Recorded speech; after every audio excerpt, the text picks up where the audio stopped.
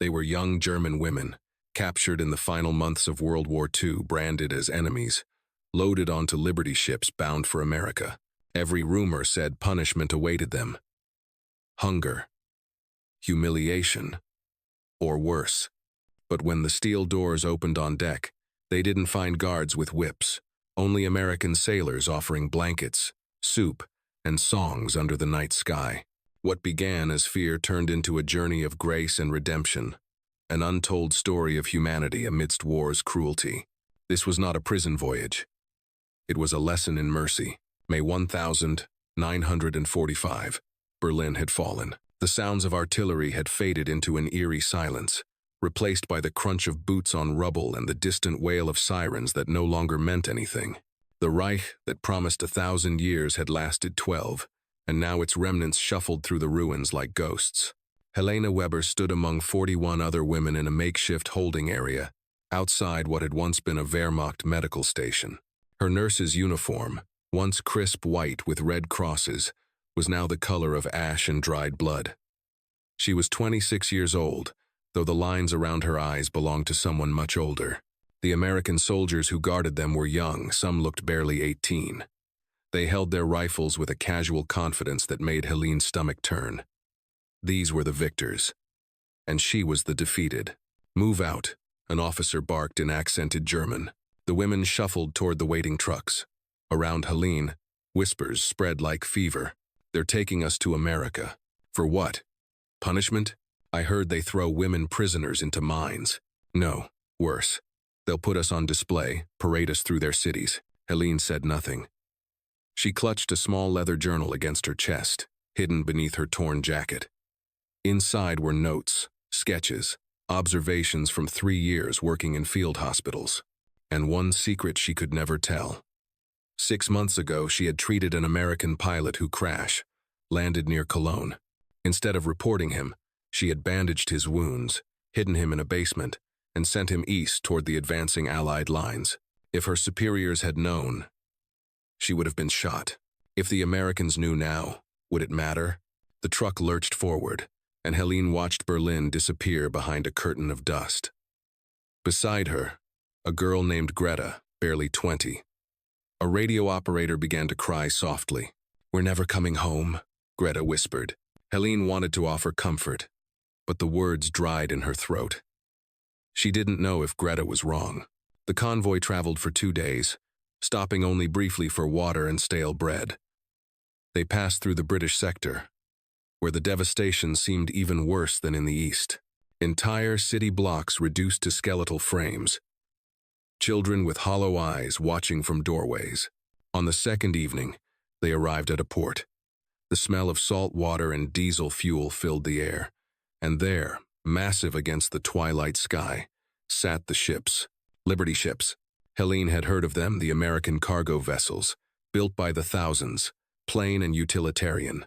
This one bore the name SS Morning Star, in faded white letters on its hull. Rust streaked its sides like tears. "That's our prison," muttered Ingrid, a signals officer with a scar across her left cheek. A floating coffin. The American guards separated them from a group of male prisoners who were loaded onto a different vessel. Helene watched them go, recognizing a few faces from the hospital units. They didn't look back. As she climbed the gangway, her legs trembling with exhaustion and fear, Helene noticed an American officer standing at the rail. He was older than the others, perhaps in his early 30s, with dark hair and sharp blue eyes that seemed to catalog everything. His uniform was clean, his posture straight despite the late hour. Their eyes met for just a moment. There was no hatred in his gaze, no triumph, just something that looked like sadness. Then the moment passed, and Helene was ushered below deck, into the belly of the ship, where darkness waited. The gangway swayed with each step, wood planks worn smooth by countless journeys. Helene kept her eyes fixed ahead, refusing to look down at the dark water churning between the dock and the hull. Behind her, she could hear Greta's labored breathing, the girl's fear a palpable thing in the cold evening air. Lieutenant James Porter stood at the top of the gangway, checking off names on a clipboard as the women prisoners filed past. He'd done this before processed German POWs, mostly men, for transport to camps in the American interior. But this was different. These were women, many of them younger than his sister back in Kansas. Weber, Helene, he called out, reading from his list. She stopped, meeting his eyes. Hers were green, he noticed, startling against her pale, dirt-smudged face. There was intelligence there, and exhaustion, and something else he couldn't quite name. Defiance, perhaps, or resignation. Inside, he said in careful German, gesturing toward the hatch. She nodded once and disappeared into the dim passage. Porter had grown up on stories of German cruelty. The stories were everywhere now, photographs from the camps that made grown men weep. He'd expected to feel anger when he saw these prisoners. Rage, even. Instead, he felt only a tired kind of pity. The last woman descended below deck, and Porter handed the clipboard to his ensign. The wind had picked up, carrying with it the scent of rain. Across the harbor, other Liberty ships sat at anchor, their silhouettes black against the darkening sky. Some carried food, others carried machinery, vehicles, all the material needed to rebuild a shattered continent. This one carried 42 lives suspended between punishment and mercy. "Secure the hatches," Porter ordered. "We sail at dawn." Below deck, Helene found herself in a converted cargo hold. The space had been hastily modified for human transport. Rough wooden bunks had been constructed in tiers along the walls, and a single bulb cast a weak yellow light over everything. The air smelled of machine oil, mildew, and unwashed bodies. The women claimed bunks in silence, each lost in her own thoughts. Helene chose one in the corner, tucked away from the main corridor. She set her journal beneath the thin mattress and lay down, staring at the curved metal ceiling barely 3 feet above her face. "They'll feed us to the sharks," someone said in the darkness. "Don't be stupid." Ingrid snapped back. "We're worth more alive. They'll use us for labor. Or experiments," another voice added. "I heard the Americans want revenge for what happened in the camps." Helene closed her eyes. She had known about the camps, not everything, but enough.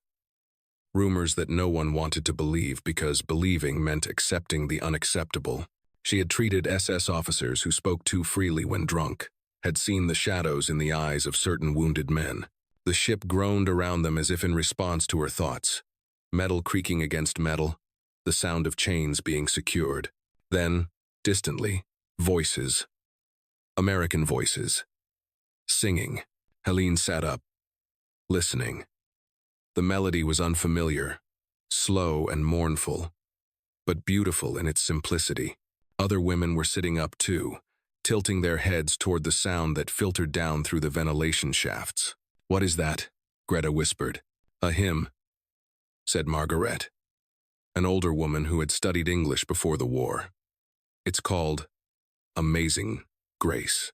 The voices rose and fell, carrying words that Helene couldn't understand but felt in some deep place beneath language. It spoke of loss and redemption, of being found after being lost. For the first time since her capture, Helene felt tears on her cheeks. At midnight, the ship's engines rumbled to life. The deck vibrated beneath them, and somewhere above, bells rang. Helene felt the motion as the Morning Star pulled away from the dock, leaving behind everything she had known.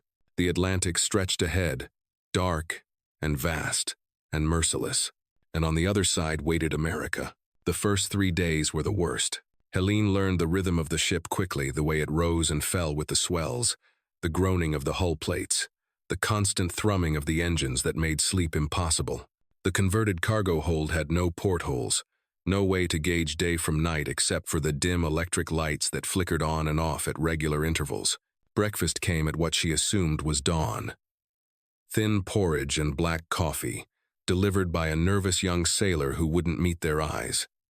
Lunch was canned beans and hard biscuits. Dinner was more of the same. The food was bland but plentiful, more than they'd had in the final months of the war. "Why are they feeding us?" Greta asked on the second day, staring at her tin plate with suspicion. "What do they want from us?" No one had an answer. The fear manifested in different ways.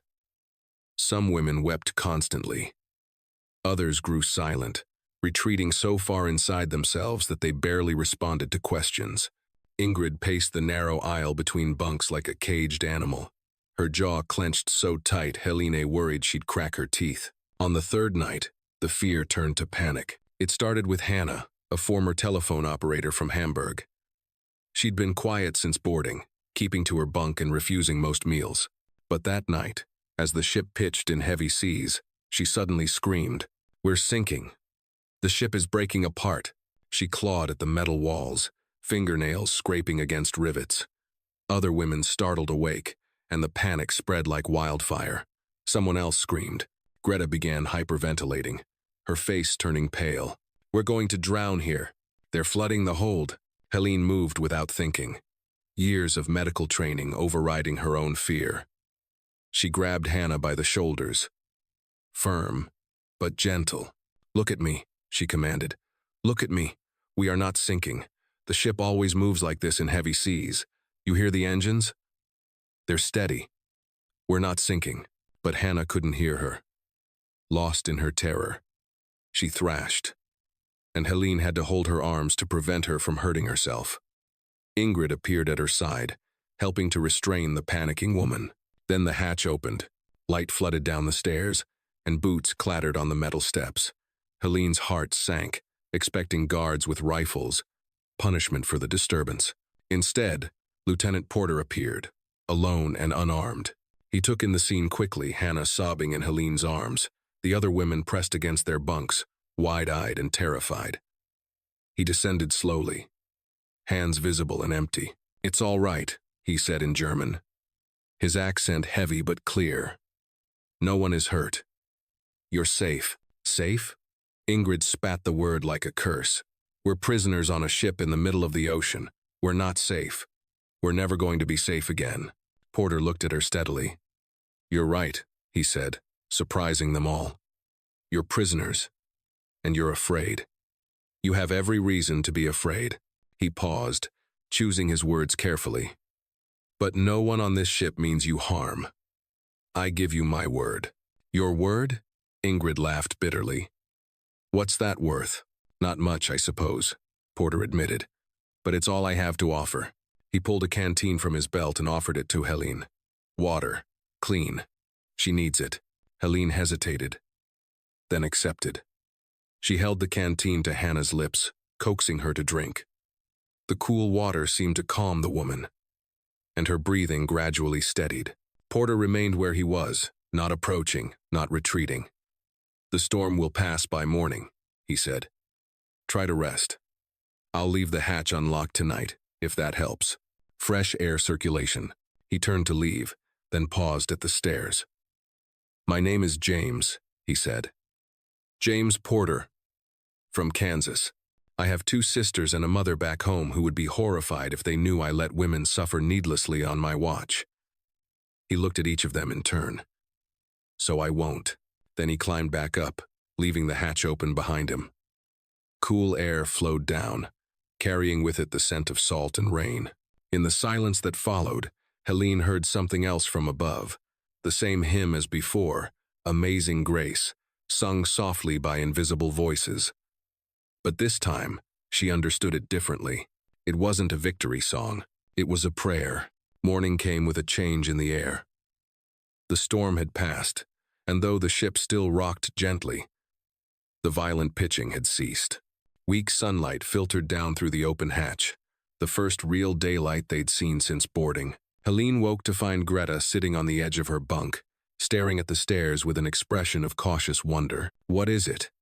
Helene asked, rubbing sleep from her eyes. "Listen." At first, Helene heard nothing unusual, just the perpetual groan of the ship and the distant throb of engines. Then she caught it, footsteps on the deck above, and voices. American voices, but different from before.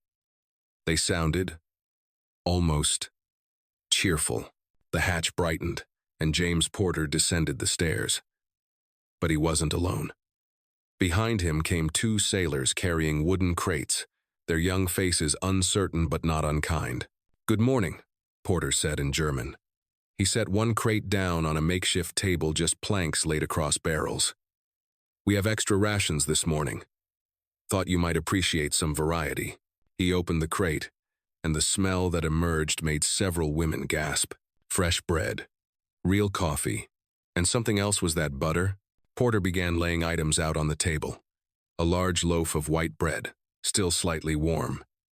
Tins of jam. A container of butter. Condensed milk for the coffee. Even some apples, slightly bruised but real fruit nonetheless. "This is a trick," Ingrid said flatly. "You're fattening us up for something." Porter looked at her with those steady blue eyes. "No trick. Just breakfast. You're probably hungry. We have plenty." No one moved. The tension stretched taut until finally, Margaret, the older woman who spoke English, stood up and walked slowly to the table. She looked at Porter, searching his face for deception. "May I?" she asked in English. "Please," Porter replied, gesturing to the food. Marguerite took a piece of bread, her hands trembling slightly. She tore off a small piece and put it in her mouth, chewing slowly. Her eyes closed. A single tear rolled down her weathered cheek. "It's good," she whispered. That broke the spell. Other women approached cautiously, like wild animals learning to trust. Soon they were all gathered around the table, eating in near silence. The only sounds the soft chewing and occasional murmurs of disbelief. Helene held back, watching. She took her portion last, a thick slice of bread with butter and jam. The butter was salty and rich, the jam sweet enough to make her teeth ache. She hadn't tasted anything like it in 2 years. Porter remained by the stairs, giving them space. One of the young sailors, barely out of his teens, with red hair and freckles, spoke to him quietly in English. "Sir, are you sure about this? Regulations say." "I know what regulations say, Thompson." Porter interrupted gently. "They say treat prisoners humanely. That's what we're doing." "Yes, sir." "But they're German, sir." Porter was quiet for a moment. "They're also people," he said finally. "And people need to eat." Helene understood enough English to catch the exchange. She looked at Porter with new eyes, trying to reconcile this man with the enemy she'd been taught to fear. His uniform was American, yes, but beneath it was just a man. A man who could have easily ignored their suffering but chose not to. After the meal, as the sailors collected the empty crates, Greta approached Porter timidly. "Sir?" she said in halting English, one of perhaps 10 words she knew. Thank you." Porter's expression softened. "You're welcome." "Why?" Greta asked, switching back to German. "Why are you kind to us? We are enemies." Porter glanced at Margaret, who translated. He was quiet for a long moment, considering his answer. "The war is over," he said finally, in his careful German. "Hate doesn't end wars. Hate starts them.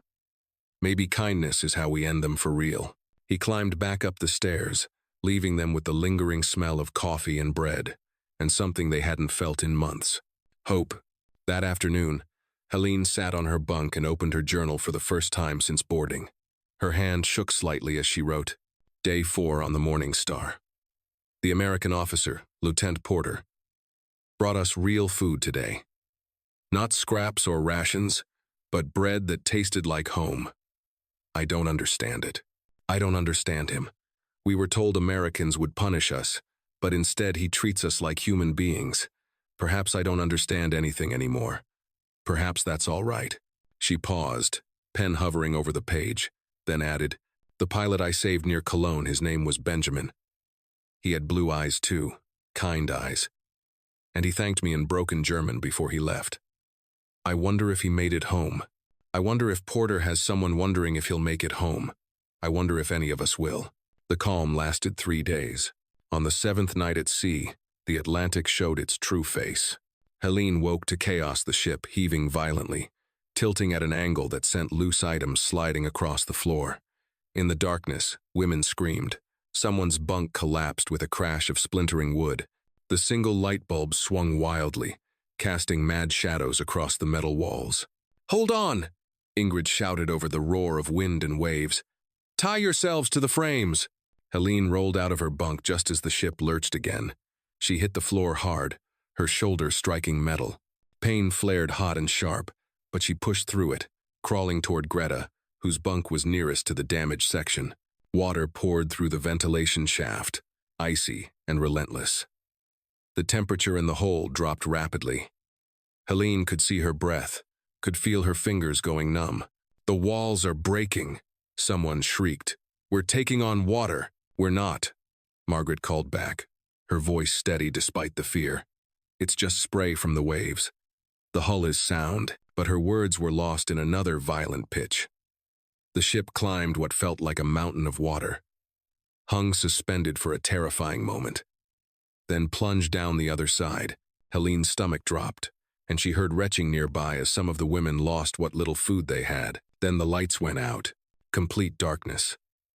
The only sounds were screaming, crying, the thunderous crash of waves against steel, and the tortured groaning of the ship's frame. Helene reached out blindly, found Greta's hand, and squeezed tight. "I'm here," she said. "I'm here." Above them, boots pounded on the deck, shouting in English, orders being bellowed against the wind. The hatch burst open, and flashlight beams cut through the darkness like lances. Two figures descended rapidly, Porter and another man in sailor's uniform. "Everyone all right?" Porter called out in German. "Anyone injured?" "Hannah!" Ingrid shouted back. She fell when her bunk broke. "I think her arm." Porter was already moving, his flashlight sweeping across the jumbled interior. He found Hannah crumpled against the wall, cradling her left arm. Even in the dim light, Helene could see the unnatural angle of the limb. "Fractured," Porter said, kneeling beside her. He looked up, his flashlight beam finding Helene. "You, Weber, the one who handles medical situations. Can you help?" Helene was already moving. She'd set broken bones before in field hospitals, had worked with far less than what was available here.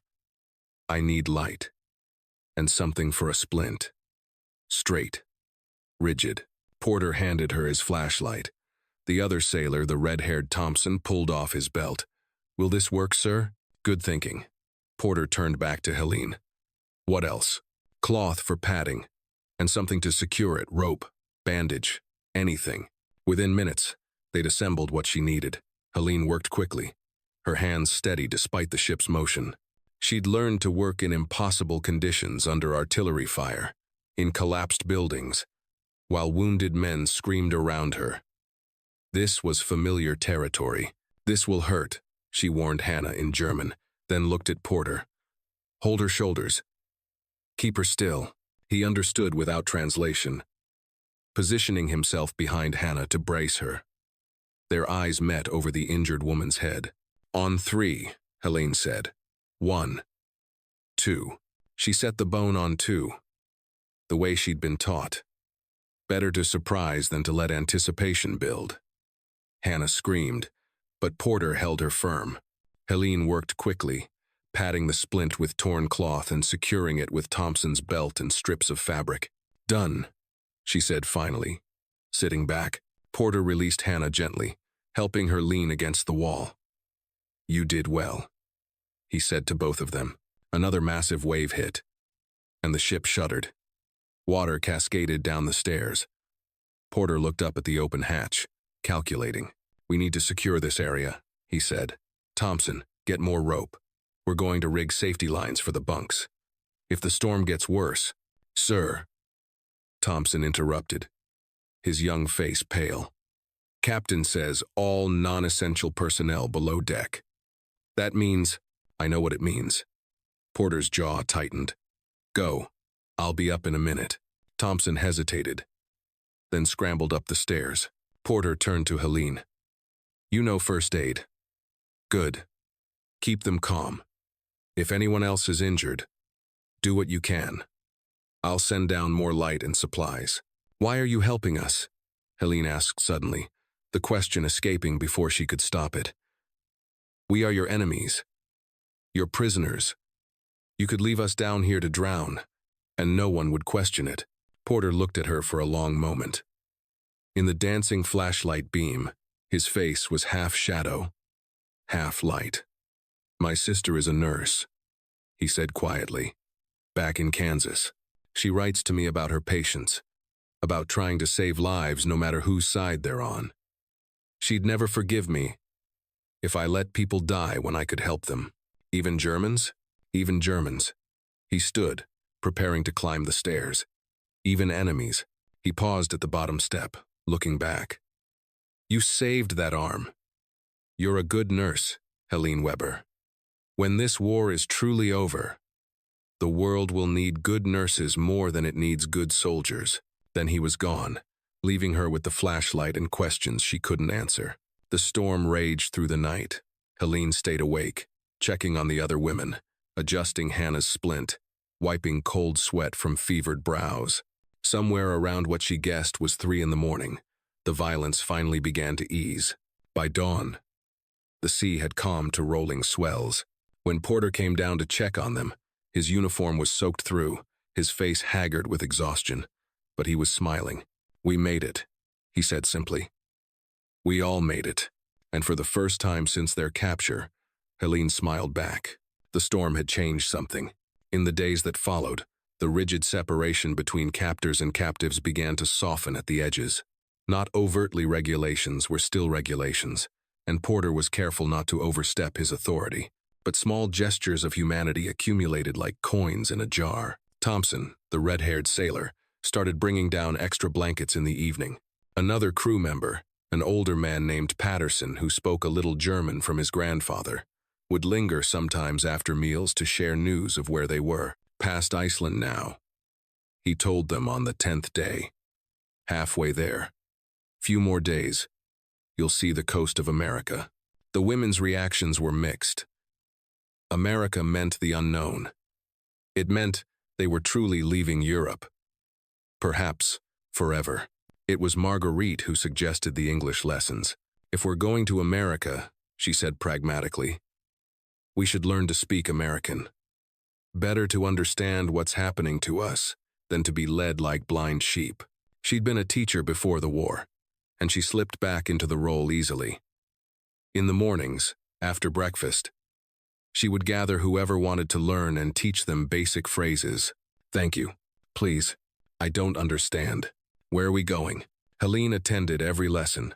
Language had always come easily to her, and she devoured the new words like water. More than that, learning English felt like building a bridge toward whatever came next. One afternoon, Porter appeared during a lesson. He stood quietly at the bottom of the stairs, listening as Marguerite led them through pronunciation drills. Excuse me, Marguerite said to him in English. Would you help? My accent is very old-fashioned, I think. Very textbook. Porter looked surprised. You speak English well. I taught it. Before the war. But I learned from books, not from American people. If they are to learn, better they learn correctly, yes? Porter glanced at his watch, calculating. Then he nodded. All right. What are you teaching? Greetings. Introductions. For the next 30 minutes, Porter worked with them, correcting pronunciations, teaching them the casual American way of speaking versus the formal British English Margaret had learned. His patience was infinite, and his humor gentle when someone stumbled over a difficult sound. The th sound, he explained, demonstrating. Tongue between your teeth. Thank you. Not. Sank you. Sank. No. Thank. Greta tried, her face scrunched in concentration. Thank you. Perfect, Porter said, and her face lit up with pride. Watching them, Helene felt something shift in her chest. These were the enemy, the ones who had bombed her cities and killed her countrymen, and yet here they were, teaching and learning, laughing over mispronounced words. When the lesson ended, Porter lingered. Weber, he said. A word? Helene's heart jumped, but she followed him to a quiet corner of the hold. Your English is better than you let on, he observed. I studied some. Before the war. Medical texts were often in English. He nodded, then pulled something from his jacket pocket. A small notebook and a pencil stub. I wanted to ask you something. About after the storm. When you set Hannah's arm. He paused, choosing words carefully. You've done that before. You're not just a basic medic. You're trained. I was a nurse. Wehrmacht Medical Corps. I thought so. He handed her the notebook. Write down what medical supplies you need. For the women here. I'll see what I can get from our ship's stores. Helene stared at the notebook. Why? Because Hannah's arm needs monitoring. Because some of these women are sick, I can see it. And because you know how to help them. And I don't. He met her eyes. Will you? Slowly, Helene took the notebook. Their fingers brushed briefly, and she felt the warmth of his skin against her own cold hand. Yes, she said, I will. That night, as she lay in her bunk making her list by the light of a precious candle, Helene heard music again from above. But this time, it was different, not a hymn but something lighter. A melody that bounced and swung. Greta sat up in her bunk. What is that? American music, Marguerite said, smiling in the darkness. They're dancing up there. It's Saturday night. Sailors dance on Saturday nights. Dancing, Ingrid muttered, while we rot down here, but even her voice lacked its usual bitterness. The next evening, something extraordinary happened. Porter came down the stairs with his hands behind his back, looking slightly embarrassed. I have a request, he said in German, from the crew. They've been hearing you women down here, talking, sometimes singing to comfort each other. And they wondered. He produced what he'd been hiding. A harmonica, if maybe we could share some music. Together, the women stared at him. You want us to sing? Helene asked. With you? With us. Not for us. Just. Music. It's a long voyage for everyone. No one spoke. Then Marguerite stood slowly. I know a song, she said. One everyone knows. German and American both. She began to sing, her voice cracking at first, then strengthening. Stille Nacht. Heilige Nacht. Porter smiled with recognition. Silent night. He raised the harmonica to his lips and played the melody, letting Marguerite's voice carry the words. One by one, other women joined in. German words filling the hold, and from above, filtering down through the vents and hatches, came English voices singing the same song. Silent night, holy night, 2 languages, 1 melody. When the song ended, there was silence. Then, from above, applause. Porter's eyes were bright. Thank you, he said quietly.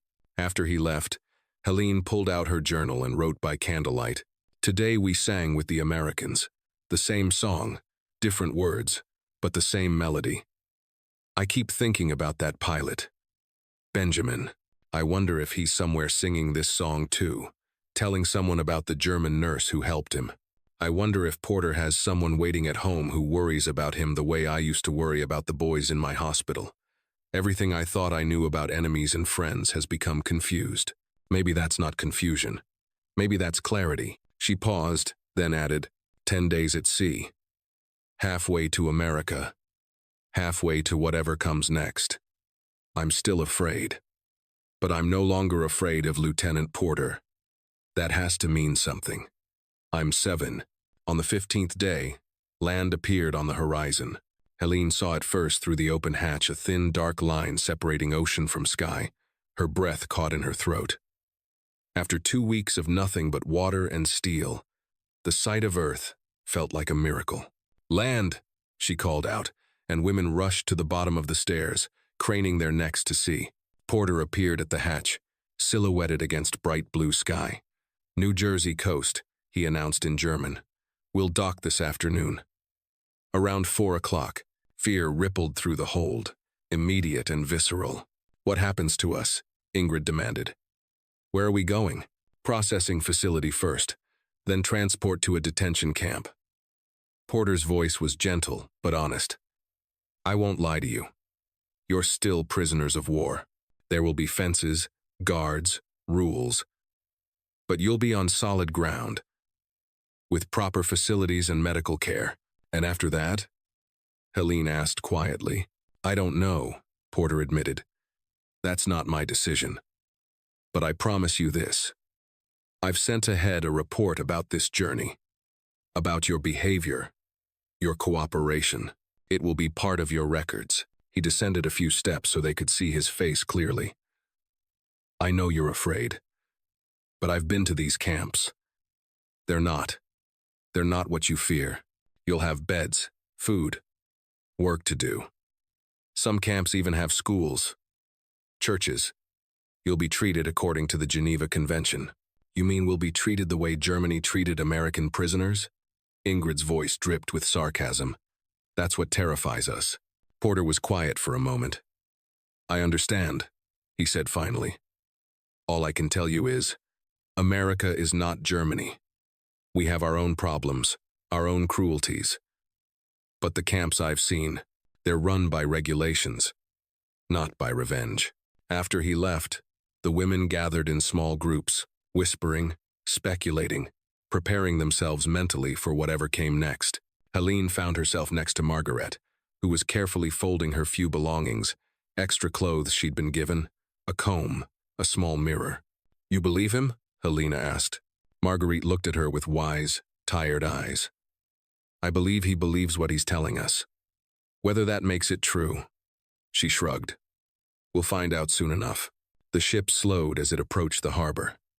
Through the hatch, Helene could hear seagulls crying, the first birds she'd heard in weeks. The sound made her throat tight with unexpected emotion. At 3:30, Porter came down one last time. They're preparing for disembarkation. You'll be called up in groups of 10. Take only what you can carry. He looked at each woman in turn. I've requested to accompany you to the processing facility. It's been approved. I'll be there to translate if needed, to help smooth the transition. Why? Helene asked, though she'd asked him variations of this question a dozen times. Why do you care what happens to us? Porter smiled, sad and small. Because somebody should. And I'm here. When Helene's group was called to the deck, she climbed the stairs on trembling legs. The sunlight hit her like a physical force after 2 weeks in the dim hold, and she had to shield her eyes. When they adjusted, she stopped breathing. America. The harbor spread before her, massive and industrial, with cranes and warehouses and ships of every size. The city rose behind it, buildings taller than anything in Berlin, reaching toward the sky with apparent confidence. And everywhere, people, Americans, going about their lives as if the world hadn't just ended. Move along, a sailor said, not unkindly, and Helene stumbled forward with the others. They were led down a different gangway, this one leading directly to the dock. Helene's legs shook on solid ground. 2 weeks at sea had stolen her land balance. Around her, other women swayed and gripped each other for support. A crowd had gathered beyond the military barriers, civilians, held back by MPs but craning to see. Helene tensed, expecting hatred, shouts, perhaps thrown objects. Instead, a little girl, perhaps 6 years old, waved, just waved, as if Helene were simply a person arriving on a boat. Helene raised her hand hesitantly, waved back. The girl's mother pulled her back, scolding, but the damage was done. Helene felt tears on her face and couldn't say why. They were loaded into military trucks, canvas-covered, benches along the sides. Helene found herself seated next to Porter, who'd climbed in with them. That little girl, Helene said quietly in English, testing the words she'd learned. She waved. Porter smiled. Americans are curious, especially children. She probably thought you were interesting. Not dangerous? You're women arriving on a ship. You look tired and scared. Not particularly dangerous. The trucks rumbled through the streets of New Jersey. Through gaps in the canvas, Helene caught glimpses of American life. Shops with full windows, cars everywhere, people in clean clothes eating ice cream cones. It was like looking at another planet. The processing facility was military but efficient. They were given medical examinations, the first real checkups since capture. Helene watched as American doctors and nurses moved among them with professional detachment but no cruelty. One nurse, an older black woman with kind eyes, took special care with Hannah's healing arm. You did good work here, she said to Helene through a translator. This will heal clean. They were given new clothes, plain but clean, American-made. They were photographed, fingerprinted, interviewed about their service history. Through it all, Porter stayed nearby, translating when needed, smoothing over moments of confusion or fear. It was evening when they finally boarded trains for the journey west to Texas. Porter stood on the platform as they loaded. Helene found herself at the window, looking down at him. "Thank you," she said in careful English, "for everything. Take care of yourself, Nurse Weber," he replied. "And take care of them." He gestured to the other women. "They need you." The train whistle blew. "Will we see you again?" Greta called out from another window. Porter shook his head. "I don't think so. My orders are for the Atlantic route. But I'll think of you. All of you. And I hope." He paused. "I hope America treats you well." The train began to move. Helene pressed her hand against the glass. Porter raised his in farewell, then turned away, walking back toward the harbor where the Morning Star waited. As the train picked up speed, carrying them toward the unknown interior of America, Helene opened her journal and wrote, "We have arrived. America is so strange, so large, so confident, so filled with things. I don't know what happens next, but I know this. Lieutenant James Porter showed us mercy when he didn't have to. He treated us like human beings when he could have treated us like animals. I will remember that. Whatever comes next, I will remember that not all enemies are what we were taught. And perhaps that means I am not what I was taught to be either. Perhaps none of us are." The train traveled for 2 days through landscapes Helene had only read about. Endless fields of wheat and corn, mountains that rose purple against dawn skies, rivers so wide they seemed like inland seas. America was vast in a way that made Europe feel like a garden plot. They arrived at the camp in Texas on a morning so hot it took Helene's breath away. The landscape was flat and brown, dotted with scrub, brush, and dust. In the distance, oil derricks nodded like drinking birds. The camp itself surprised her. Yes, there were fences tall, chain-link topped with barbed wire. Yes, there were guard towers and MPs with rifles. But the barracks were clean, with real beds and cotton mattresses. There was a mess hall that smelled of coffee and baking bread. There was even a small library, a recreation area, and vegetable gardens where prisoners worked in the shade of canvas tarps. "Welcome to Camp Thornton," said the camp commander, a Colonel Harrison who spoke through a translator. "You'll be housed in Barrack 7. Work assignments will begin next week after you've had time to settle. Medical examinations will continue tomorrow. Questions will be answered during orientation." It was all very businesslike, very American. The 42 women were given their own barracks, separated from the male POWs who occupied the rest of the camp. Their building was newer, with screens on the windows and working fans in the ceiling. Luxury, compared to what they'd left behind. That first night, lying in a real bed under a clean sheet, Helene couldn't sleep. It was too quiet, too still after weeks of the ship's constant motion, and too strange being a prisoner who was treated almost like a guest. The routine established itself quickly. Mornings.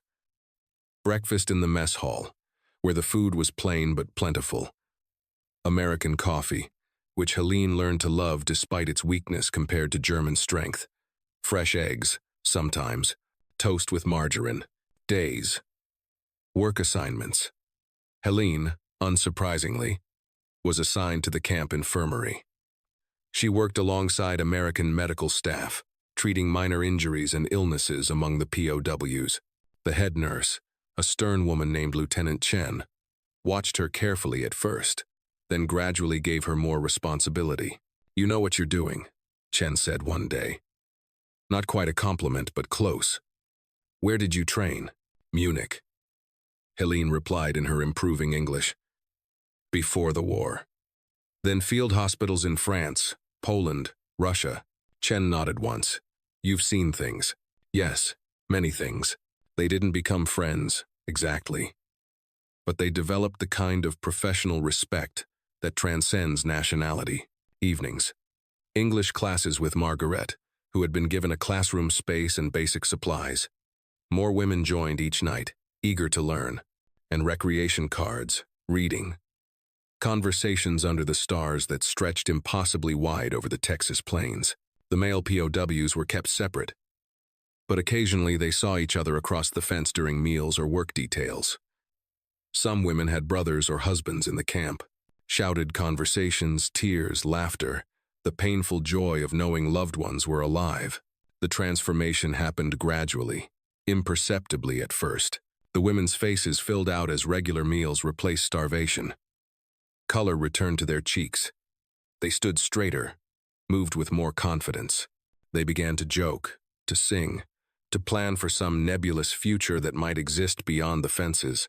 In the third week, something unexpected happened. A delegation from the nearby town arrived at the camp, the mayor, a minister, and several townswomen. Colonel Harrison met with them in his office while the POWs watched from a distance, curious and nervous. "What do they want?" Greta whispered to Helene. "To protest us being here?" But the outcome surprised everyone. The town's small hospital was desperately short-staffed. Too many nurses had left for military service or war work in the cities. The minister's wife had heard that some of the German POWs were trained nurses. "We don't care what uniform they wore," she told Colonel Harrison, her Texas accent thick and determined. "We have sick people who need care. If these women can help, and if you allow it, we'd be grateful." Harrison was hesitant. Regulations were strict about POW labor, but the Geneva Convention did allow for medical work, and the request came from civilians, not military. A week later, Helene and two other nurses, Margaret and a young woman named Frida, were transported under guard to Thornton Memorial Hospital. The building was small, only 20 beds, but clean and well-equipped. The staff watched them warily at first. Germans, enemy, prisoners. But patients don't care about politics when they're in pain. And the three women were good at their work. The turning point came on the second day. A little girl, 8 years old, was brought in after a riding accident. Compound fracture of the leg, shock, pain that made her scream. The American doctor was competent, but the girl was terrified, thrashing, making treatment impossible. Helene knelt beside the gurney and began to sing softly an old German lullaby her mother had sung to her. The melody was universal, the tone soothing. The girl's screaming faded to whimpers, her eyes fixing on Helene's face. "It's okay," Helene said in her accented English. "We fix your leg. Make it better. Be brave, little one. Be so brave." The girl nodded, tears streaming, but she held still while the doctor set the bone and Helene held her hand, singing, singing. When it was over and the girl had been given morphine, her mother approached Helene in the hallway. The woman's eyes were red from crying. "Thank you," she said simply. You're good with children." "I had brothers," Helene replied. "Little brothers. I remember being brave for them." "Did they?" The woman hesitated. "Did they make it through the war?" Helene shook her head. "One died in Russia, one in France. The youngest, I don't know. He was in Berlin at the end." The woman's face crumpled with shared grief. Then, shockingly, she reached out and squeezed Helene's hand. "I'm sorry," she said. "For all of it. All the death. All the waste." Helene squeezed back, unable to speak. That afternoon, the woman returned with 3 other mothers from town. They brought homemade cookies, books, small gifts for the POW women. News spread, and soon more townsfolk came, not everyone, not even most, but enough. Enough to show that not all Americans saw them as monsters. By the end of the month, the 3 nurses were working 5 days a week at the hospital. They ate lunch in the cafeteria with the American staff. They learned the names of regular patients. They became, against all odds, part of the community. One evening, as they rode back to camp in the MP truck, Margaret said thoughtfully, "I keep waiting for the punishment, for the revenge. But it doesn't come." "Maybe Americans are too busy," Frida suggested. "Too busy moving forward to spend time on revenge." Helene looked out at the darkening Texas sky, at the oil derrick silhouetted against pink and orange clouds. "Or maybe," she said slowly, "they understand something we didn't, that mercy is stronger than hate, that forgiveness costs less than revenge." "Did Porter teach you that?" Margaret asked with a small smile. "Maybe. Or maybe war taught us all. Eventually." That night, Helene wrote in her journal, "Today I saved an American child's leg. Her mother thanked me and held my hand. She cried for my dead brothers.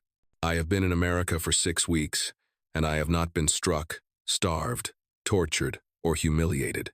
Instead, I have been fed, housed, given work that uses my skills, and treated with something approaching respect. I don't understand it. Part of me still waits for the other shoe to drop, for the cruelty to reveal itself. But another part of me, a part that's growing stronger, begins to believe that perhaps this is real. Perhaps some wars really do end with mercy instead of revenge. Perhaps James Porter was not an exception but an example. I hope he knows what seeds he planted on that ship. I hope he knows they're growing. September 1945. The news came on a Tuesday morning, crackling through the camp's loudspeakers in both English and German. Japan has surrendered. The war is over. Complete and total peace. The camp erupted in chaos, Americans cheering, prisoners standing stunned and uncertain. Over. It was really over. In the days that followed, new announcements came almost hourly. Processing for repatriation would begin soon. POWs would be returned to Europe. Though the timeline remained unclear. Germany was divided now, occupied by 4 powers. The logistics were complicated. Helene stood by the fence, watching the male prisoners celebrate with the guards' enemies becoming almost friends in their shared relief. The war was over. No more death. No more fighting. But for her, peace felt like standing on the edge of a cliff. What did she have to return to? Dresden was rubble. Her family was dead, or scattered. Her country was occupied, destroyed, blamed for unthinkable horrors. And she had seen those horrors reflected in the eyes of American soldiers, had heard the whispered stories of what had been found in the camps. She was German. That label would never wash clean. Viva. She turned to find Lieutenant Chen approaching, her usual stern expression softer than normal. The hospital in town, Chen said without preamble. They've asked about you, specifically you. They want to know if you'd be willing to stay after repatriation is available. Sponsor your immigration. Help you get nursing credentials recognized in America. Helene stared. What? It's not a guarantee. Immigration is complicated. But they're willing to try. If you're interested. Chen paused. You're a good nurse, Weber. Better than good. And America needs good nurses. Needs people who understand what war costs. I'm German, Helene said, as if Chen might have forgotten. You're a nurse, Chen corrected. That's what matters. Before Helene could respond, a commotion at the gate drew their attention. An MP truck had arrived, but this one was different. No prisoners, no supply delivery. A single passenger. Helene's breath caught. Lieutenant James Porter climbed out, his uniform dusty from travel but his face bright with purpose. He scanned the camp yard, found Helene, and smiled. She ran, forgetting she was a prisoner, forgetting propriety, forgetting everything except that here was the man who had shown her mercy when the world was ending. She stopped 3 feet from him, suddenly shy. Lieutenant Porter, she said formally. James, he corrected, still smiling. I'm on leave. Civilian rules apply. What are you doing here? Looking for you. He glanced at Chen, who gave the smallest of nods and walked away, granting them privacy. I heard the war was over, and I heard you were here, and I realized I never said goodbye properly. On the train platform. I should have said more. You said enough, Helene replied. Her English much improved. You said everything that mattered. James shook his head. No. I didn't say that I've thought about you every day since New Jersey. About all of you. But you especially. I didn't say that I wrote to my sister about you. About the nurse who kept 42 frightened women alive and sane during a storm. I didn't say that when I think about what mercy means, I think about your hands setting Hannah's bone in the dark. I didn't say. He stopped, took a breath. I didn't say that I believe some people come into our lives to teach us something important, and you taught me that enemies are just people who haven't been given the chance to be friends yet. Helene felt tears on her face. You taught me the same thing. From his pocket, James pulled something small, a handkerchief, carefully folded. I brought you this. It was my mother's. She said to give it to someone who needed hope. I think that's you. Helene unfolded it carefully.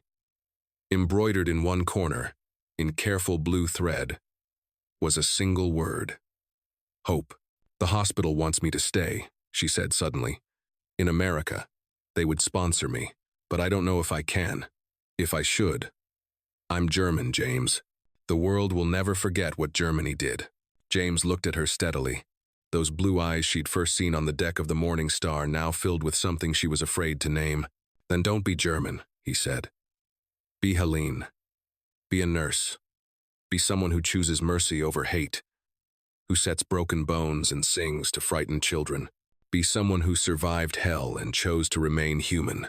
That's not German or American. That's just good. It's not that simple.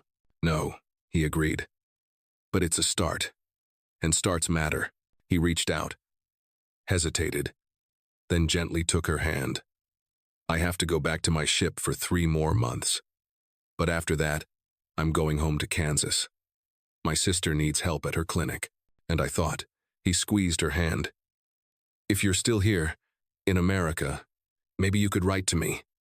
Tell me how you are, and maybe, when some time has passed, we could see if enemies can become friends, and maybe if friends can become something more. Helene looked down at their joined hands, American and German, victor and vanquished. 2 people who should be enemies, but instead were just 2 people who had found humanity in the middle of horror. Yes, she whispered. I will stay. I will write. I will try.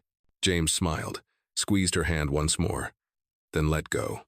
That's all any of us can do. Try. He turned to leave, then looked back. Thank you, Helene. For surviving. For being you. Then he was gone, climbing back into the MP truck and disappearing down the dusty Texas road. Helene stood in the center of the camp yard, holding a handkerchief that said hope.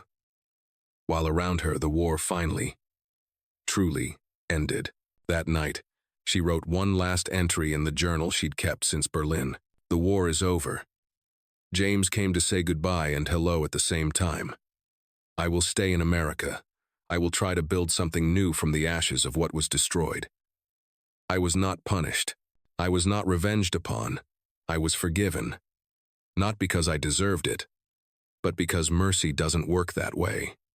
Mercy is a gift given freely, expecting nothing in return. James gave me mercy on that ship. America gave me mercy in this camp.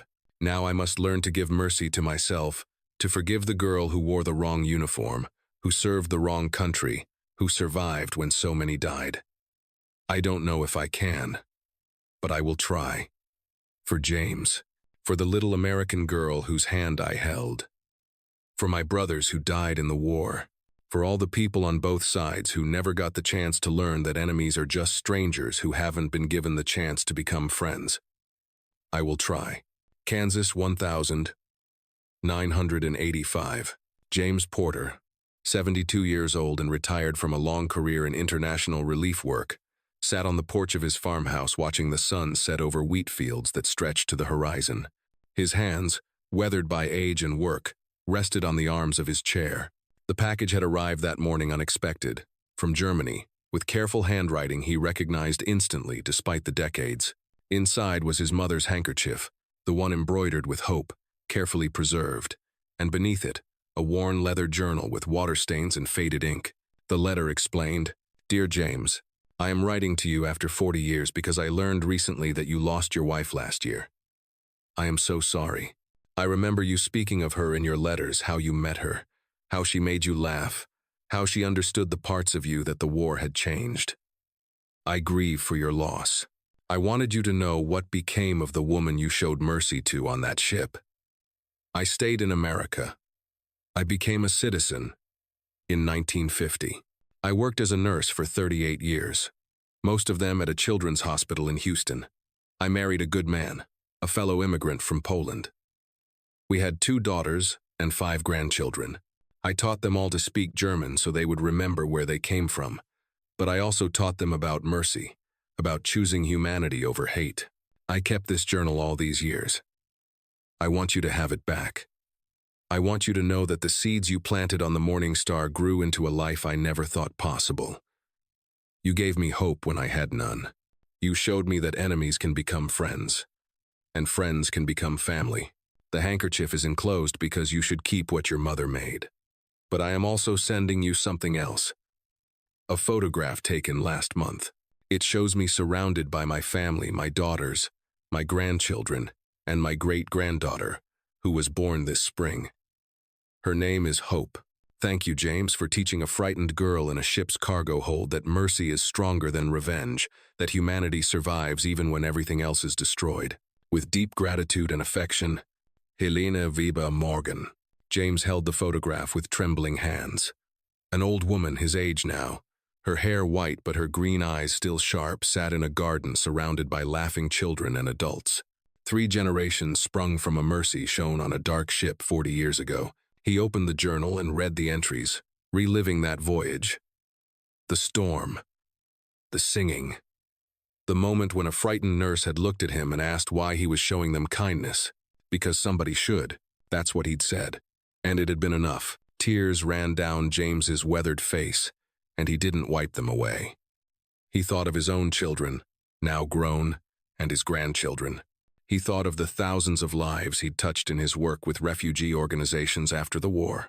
He thought of the ripples that spread from single acts of decency, expanding outward through time and space in ways impossible to measure. A car pulled up the drive, his daughter, coming for their weekly dinner. She climbed the porch steps and stopped when she saw his face. "Dad, are you okay?" James looked up at her, smiling through his tears. "Better than okay. I just got a letter from an old friend. From the war. Someone you fought with?" "No," James said softly. "Someone I fought for. Someone I helped save. And she saved me right back, though I didn't know it at the time." His daughter sat beside him, curious. "Tell me?" And so he did.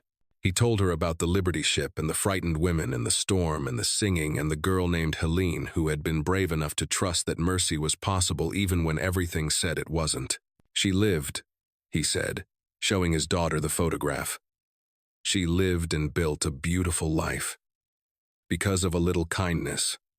Because someone chose mercy over punishment." His daughter looked at the photo, then at her father. "You did that. You gave her that chance." "We all did," James corrected. "Every sailor on that ship. Every person in Texas who gave her a second chance. Every American who chose to see a human being instead of an enemy." He paused. "That's what I want you to remember about the war. Not the killing or the victories or the losses. Remember that in the middle of humanity's darkest moment, we still found ways to be human. We still chose mercy when revenge would have been easier." As the sun set over Kansas, painting the sky in shades of gold and rose, James held the handkerchief his mother had made, read the journal a young German nurse had written, and looked at the photograph of a family that should never have existed but did. Hope indeed. The war had ended 40 years ago, but mercy lived forever.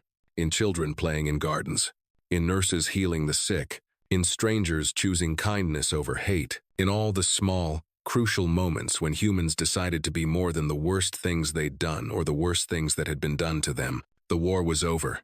Humanity remained, and in 1,000 quiet ways. That was victory enough.